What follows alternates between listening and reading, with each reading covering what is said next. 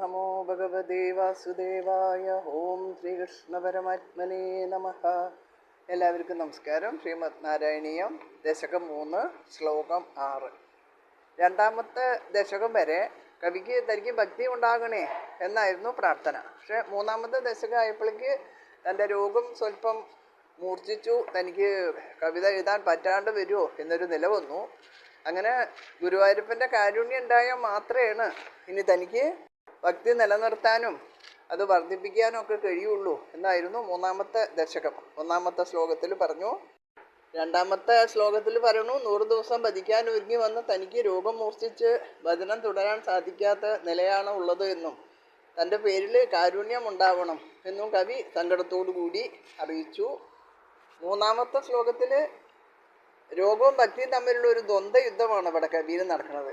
കാരണം ഗുരുവായൂരപ്പൻ്റെ കാരുണ്യം ഉണ്ടായാൽ സാധ്യമാവാതെ യാതൊന്നുമില്ല എന്നാണ് മൂന്നാമത്തെ ശ്ലോകം കൊണ്ട് സൂചിപ്പിച്ചത്. അങ്ങനെ 3ഉം 4ഉം ശ്ലോകങ്ങളിൽ ഭക്തി രോഗക്ലേശങ്ങളെ കീഴടക്കാൻ ശ്രമിക്കുകയാണ്. നാരദാദികൾക്കെന്ന പോലെ തനിക്കും ഭക്തി വർദ്ധിപ്പിച്ച് തരണേ എന്നായിരുന്നു 5ാമത്തെ ശ്ലോകം കൊണ്ട് കവി പ്രാർത്ഥിച്ചത്. ഇനി 6ാമത്തെ ശ്ലോകത്തിൽ ഭക്തി രോഗങ്ങളെ ജയിക്കാൻ ശക്തി ആർജിച്ചു കഴിഞ്ഞതായിട്ട് കാണിക്കുകയാണ്. ഭക്തി ആദ്യന്തം മധുരമാണ് എന്ന് സമർത്ഥിക്കുന്നു 6ാമത്തെ ശ്ലോകം.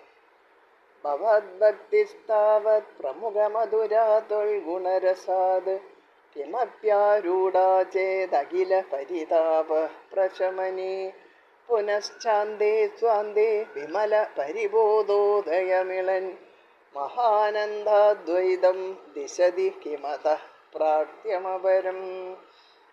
ഭവത് ഭക്തിഃ താവത് പ്രമുഖമധുര ത്വദ്ഗുണരസാത് കിമപി കിം അപി ആരൂഢ ചേത് അഖില പരിതാപ പ്രശമനീ പുനഃ അന്തേ ച സ്വാന്തേ വിമല പ്രതിബോധോദയമിളൻ മഹാനന്ദാദ്വൈതം ദിശതി കിമതഃ കിം അതഃ കിമതഃ പ്രാർത്ഥ്യം അപരം.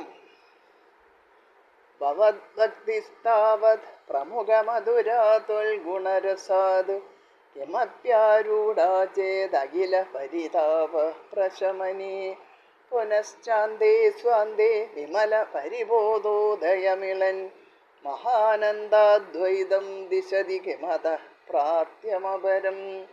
ഭവദ്ഭക്തിഃ താവത് യദ്ഗുണരസാത് പ്രമുഖമധുര. നിന്തിരുവടിയിലുള്ള ഭക്തി മാത്രമാണ് അവിടുത്തെ ആനന്ദരസത്താൽ തുടക്കത്തിൽ തന്നെ മധുരമായിട്ടുള്ളൂ.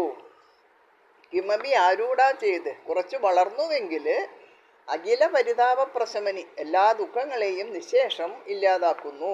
പുനഃ പിന്നെ അന്തേജ അവസാനത്തിലാകട്ടെ സ്വാന്തേ മനസ്സിൽ വിമല പരിബോധോദയമിളൻ തെളിഞ്ഞ ജ്ഞാനോദയത്തിന് ചേർന്ന പരമാനന്ദത്തിൻ്റെ മഹാനന്ദാദ്വൈതം ദിശതി പരമാനന്ദത്തിൻ്റെ ഐക്യത്തെ പ്രദാനം ചെയ്യുന്നു. അതഃ പരം കിം പ്രാർത്ഥ്യം. ഇതല്ലാതെ വേറെ എന്തൊന്നാണ് ആവശ്യപ്പെടേണ്ടതുള്ളത് എന്നാണ് കവി ചോദിക്കുന്നത്.